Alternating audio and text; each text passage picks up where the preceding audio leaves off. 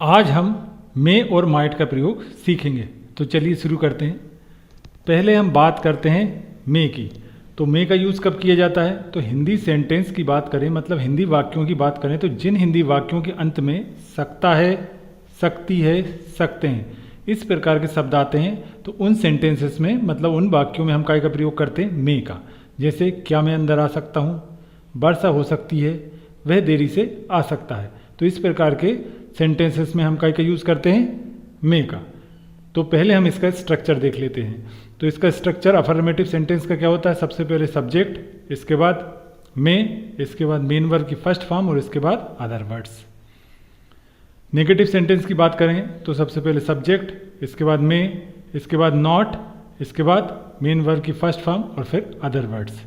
Interrogative sentence में मे का प्रयोग पहले किया जाएगा, इसके बाद सब्जेक्ट, फिर मेन वर्ब की फर्स्ट फॉर्म और फिर अदर वर्ड्स, अंत में क्वेश्चन मार्क। तो हम देखते हैं मे का प्रयोग किन किन सिचुएशन में किया जाता है। तो मे का पहला यूज़ होता है परमिशन लेने देने, मतलब अनुमति लेने देने के लिए मे का यूज़ करते हैं, फॉर्मल वे में परमिशन लेने देने के लिए।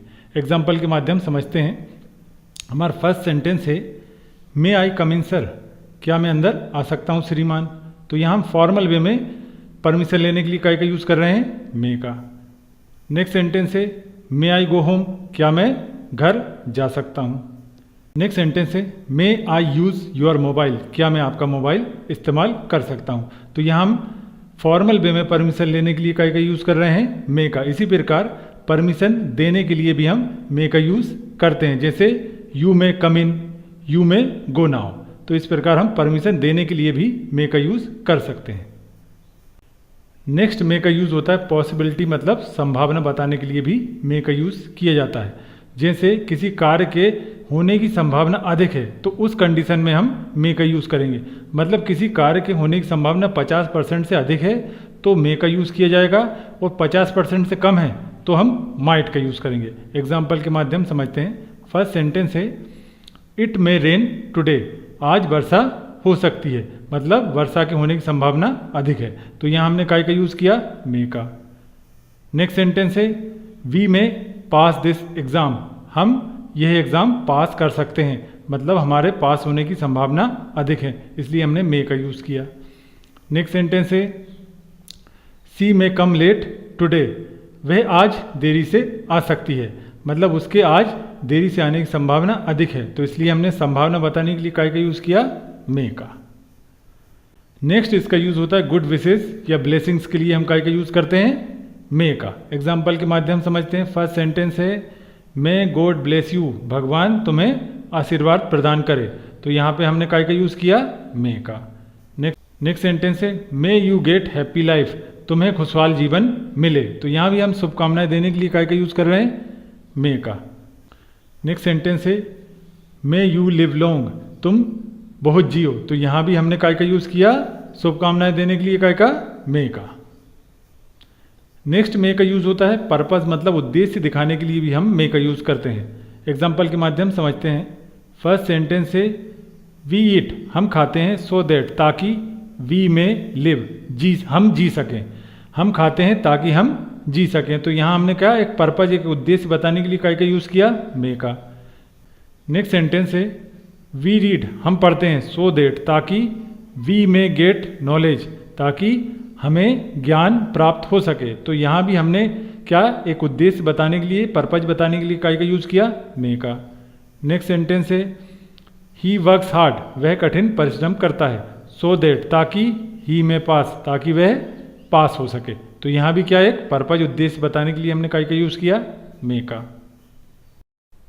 नेक्स्ट मे का यूज़ होता है पास्ट पॉसिबिलिटी, मतलब भूतकाल की संभावना बताने के लिए भी मे का प्रयोग किया जाता है, जब उस कार्य के होने की संभावना अधिक हो। जैसे शायद वह चला गया हो, शायद उसने खाना बना लिया हो, शायद उसकी ट्रेन चूक गई होगी। तो इस प्रकार के सेंटेंसेस बनाने के लिए हम काय का यूज़ करते हैं? मे का। लेकिन इस कंडीशन में हम मे के साथ हैव का भी प्रयोग करते हैं, और उसके बाद मेन वर्ब की थर्ड फॉर्म का प्रयोग किया जाता है। इसका स्ट्रक्चर निम्न होता है, सबसे पहले सब्जेक्ट, इसके बाद मे, इसके बाद हैव, इसके बाद मेन वर्ब की थर्ड फॉर्म और उसके बाद अदर वर्ड्स। एग्जाम्पल के माध्यम समझते हैं। हमारा फर्स्ट सेंटेंस है, ही मे हैव गॉन, शायद वह जा चुका हो, हमें एग्जैक्ट नहीं मालूम कि वह गया होगा या नहीं गया होगा, लेकिन हम क्या एक पास्ट की पॉसिबिलिटी के बारे में बता रहे हैं कि शायद वह जा चुका होगा। नेक्स्ट सेंटेंस है she may have cooked the food, शायद उसने खाना बना लिया होगा। तो यहाँ भी हम क्या एक पास्ट पॉसिबिलिटी के बारे में बता रहे हैं कि शायद उसने खाना बना लिया होगा, हमें एग्जैक्ट नहीं मालूम कि उसने खाना बनाया होगा या नहीं बनाया होगा। नेक्स्ट सेंटेंस है he may have miss the train, शायद उसकी ट्रेन चूक गई होगी। तो यहाँ भी हम क्या एक पास्ट पॉसिबिलिटी मतलब भूतकाल की संभावना के बारे में बता रहे हैं कि शायद उसकी ट्रेन चूक गई होगी, हमें एग्जैक्ट नहीं मालूम कि उसकी ट्रेन चूकी होगी या नहीं चूकी होगी। तो इस प्रकार पास्ट पॉसिबिलिटी के बारे में बताने के लिए भी मे का प्रयोग किया जाता है। अब हम बात करते हैं माइट की। तो माइट का यूज़ कब किया जाता है? माइट होता है क्या मे का पास्ट टेंस, लेकिन इसका प्रयोग हम प्रेजेंट और फ्यूचर में भी करते हैं। तो सबसे पहले इसका स्ट्रक्चर देखते हैं। तो अफर्मेटिव सेंटेंस का इसका स्ट्रक्चर होता है सब्जेक्ट, इसके बाद माइट, फिर मेन वर्ब की फर्स्ट फॉर्म और इसके बाद अदर वर्ड्स। नेगेटिव सेंटेंस की बात करें सब्जेक्ट, फिर माइट, इसके बाद नॉट, फिर मेन वर्ब की फर्स्ट फॉर्म और इसके बाद अदर वर्ड्स। इंट्रोगेटिव सेंटेंस में माइट सबसे पहले आ जाएगा, इसके बाद सब्जेक्ट, फिर मेन वर्ब की फर्स्ट फॉर्म और इसके बाद अदर वर्ड्स और अंत में क्वेश्चन मार्क। तो अब हम देखते हैं माइट का प्रयोग किन किन सिचुएशन में करते हैं। तो सबसे पहले इसका प्रयोग होता है पॉसिबिलिटी मतलब संभावना दिखाने के लिए, मतलब किसी कार्य के होने की संभावना कम है, मतलब 50% से कम है, तो उस कंडीशन में हम काय का प्रयोग करेंगे माइट का। एग्जाम्पल के माध्यम समझते हैं। फर्स्ट सेंटेंस है इट माइट रेन टुडे, आज वर्षा हो सकती है, मतलब आज वर्षा तो हो सकती है लेकिन उसके होने की संभावना कम है, तो इसलिए हमने काय का यूज़ किया माइट का। नेक्स्ट सेंटेंस है ही माइट कम टुमारो, वह कल आ सकता है, वह कल आ तो सकता है लेकिन उसके आने की संभावना कम है, इसलिए हमने काय का यूज़ किया माइट का। नेक्स्ट सेंटेंस है she might get the job, उससे जॉब मिल सकती है, मतलब जॉब मिल तो सकती है लेकिन उसके मिलने की संभावना कम है, तो इसलिए हमने काय का यूज़ किया माइट का। नेक्स्ट माइट का यूज़ होता है सजेशन, मतलब सलाह देने के लिए भी हम माइट का यूज़ करते हैं। तो एग्जाम्पल के माध्यम समझते हैं। फर्स्ट सेंटेंस है you might consult the doctor, तुम डॉक्टर से परामर्श ले सकते हो, तो यहाँ हमने क्या है एक सजेशन देने के लिए माइट का यूज़ किया।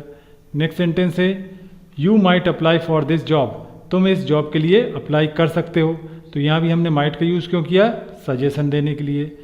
नेक्स्ट है you might go to a hill station for a change, तुम किसी हिल स्टेशन पे बदलाव के लिए जा सकते हो, तो यहाँ भी हमने क्या है माइट का यूज़ क्यों किया? एक सजेशन, एक सलाह देने के लिए। नेक्स्ट माइट का यूज़ होता है पास्ट पॉसिबिलिटी, मतलब भूतकाल की संभावना बताने के लिए। जिस प्रकार हम मे का यूज़ कर रहे थे भूतकाल की संभावना बताने के लिए, जैसे हम कह रहे थे कि वह जा चुका होगा, वह खा चुका होगा, उसने खाना बनाया होगा, तो इस प्रकार के सेंटेंस में हम माइट का भी प्रयोग कर सकते हैं जब उस कार्य के होने की संभावना क्या हो? कम हो, तो उस कंडीशन में हम माइट का यूज़ करेंगे। इसका स्ट्रक्चर भी क्या होगा?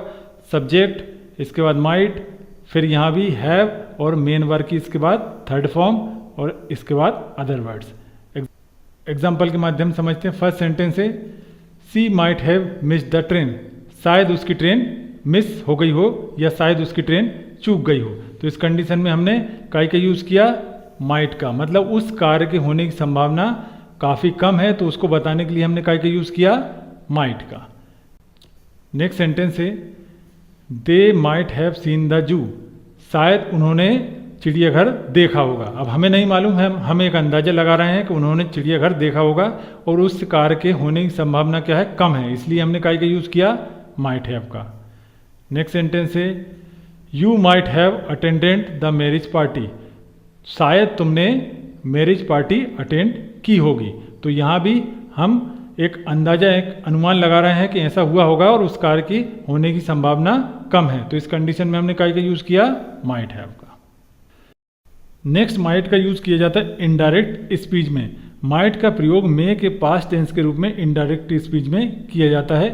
एग्जाम्पल के माध्यम समझते हैं। हमारा फर्स्ट सेंटेंस है ही सेड, उसने कहा may God grant you a successful life, कि भगवान तुम्हें सफल जीवन प्रदान करे। ये क्या डायरेक्ट स्पीच का सेंटेंस है। अब इसे हम इनडायरेक्ट स्पीच में बनाएंगे तो क्या बनेगा? ही सेड, उसने कहा, या ही प्रेड दैट गॉड, और मे की जगह काय का प्रयोग हो जाएगा? माइट का। Grant me a successful life, कि भगवान मुझे सफल जीवन प्रदान करे। नेक्स्ट सेंटेंस है सी सेड, उसने कहा, मे गॉड पार्डन माई सिंस, कि भगवान मेरे पापों को क्षमा करे। तो ये क्या है, एक डायरेक्ट स्पीच का सेंटेंस है। अब इसे हम इनडायरेक्ट स्पीच में बनाएंगे तो क्या हो जाएगा, सी सेड या she prayed that God might pardon her sins, कि भगवान उसके पापों को क्षमा करे। तो यहाँ मे की जगह काय का प्रयोग किया गया, माइट का। तो इस प्रकार इनडायरेक्ट स्पीच में मे के पास्ट टेंस के रूप में माइट का प्रयोग किया जाता है। तो आज के लिए इतना ही। Thanks for watching.